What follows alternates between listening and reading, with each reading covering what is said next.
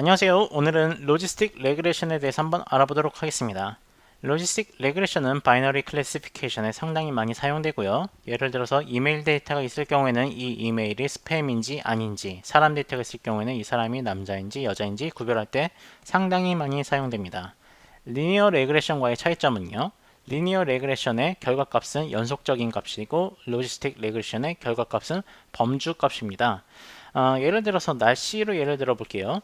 날씨 같은 경우에 리니어 레그레션의 아웃풋은 뭐 30도다, 31도다 이런 식으로 숫자 값, 즉 뭔가 좀 연속적인 값으로 나오는데 로지스틱 레그레션을 사용했을 경우는 범주형입니다. 즉 더운 날씨, 추운 날씨 이렇게 결과값이 나오게 되겠죠. 자, 그럼 리니어 레그레션으로 클래시피케이션 할 수 있나요? 네, 할 수 있습니다. 하지만 여러 가지 좀 문제점이 있습니다. 보도록 할게요.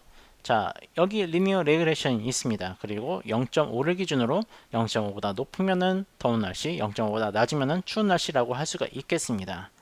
하지만은 이제 어려운 점을 한번 보도록 할게요. 데이터가 좀 바뀌었는데요. 자, 가장 오른쪽에 그 점이 하나 있고 가장 왼쪽에도 점이 하나 또 생겼죠. 보시면 이제 그 중간값이 바로 0.2예요. 보통 우리 0.5를 기준으로 하는데 왜냐면 0.5는 50%죠. 50%보다 높으면은 더운 날씨, 50%보다 낮으면은 추운 날씨 할 수가 있겠는데 이렇게 리니어 레그레션을 사용할 경우에는 중간값이 계속 변합니다. 두 번째로 또 어려운 점은 뭐냐면요. 가장 오른쪽에 있는 값은 바로 이 가설에 의해서 나온 아웃풋이 1.0보다 높죠. 녹색 선을 기준으로 봐주세요. 그리고 가장 왼쪽에 있는 값은 0.0보다 낮은 값이 나옵니다. 즉 우리는 이 범주 값이 뭔가 확률적으로 0%에서 100%이길 바라는데 0%보다 좀 낮은 값이거나 100%보다 높은 값이 나오게 돼버리는 거죠.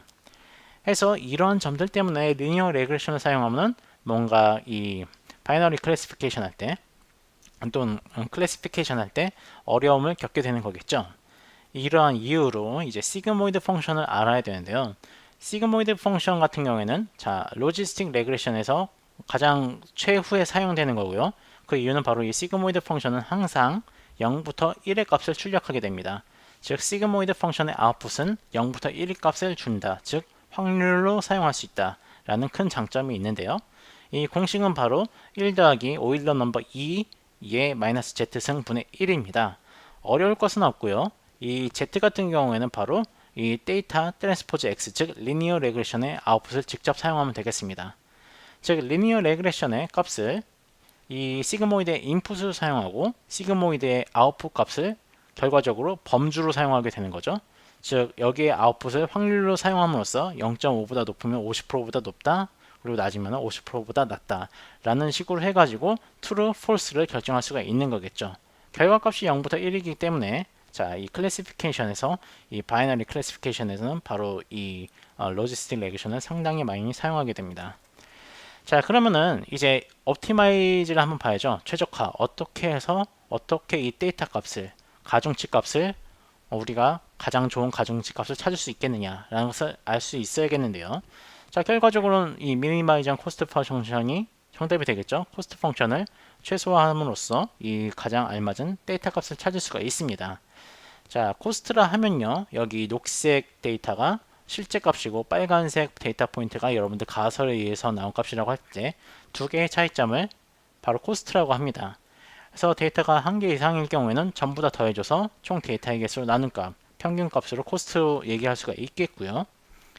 자, 그럼 어떻게 이 코스트 펑션을 미니마이즈 하느냐 라는 질문에 리니어 레그레션을 이미 공부했기 때문에 민스퀘어를 사용하는 것을 알고 있습니다. 리니어 레그레션은 민스퀘어 에러를 사용해가지고 이 코스트 펑션을 미니마이즈 하죠. 하지만 로지스틱 레그레션 같은 경우에는 민스퀘어 에러를 사용하지가 않습니다.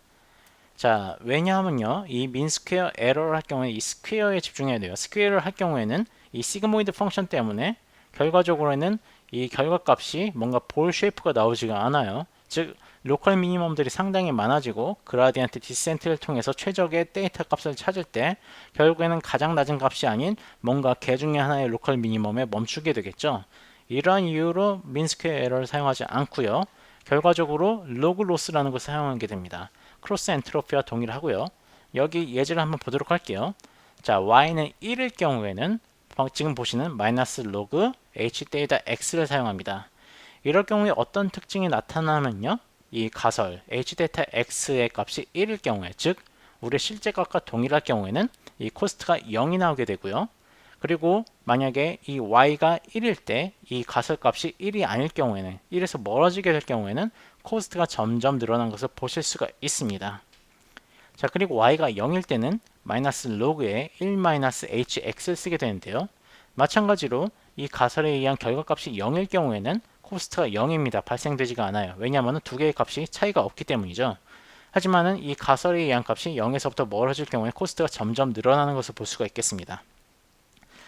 자, 문제는 이 로그를 사용할 경우에는 y는 1일 때, y는 0일 때 두 개의 다른 함수를 사용한다는 건데요.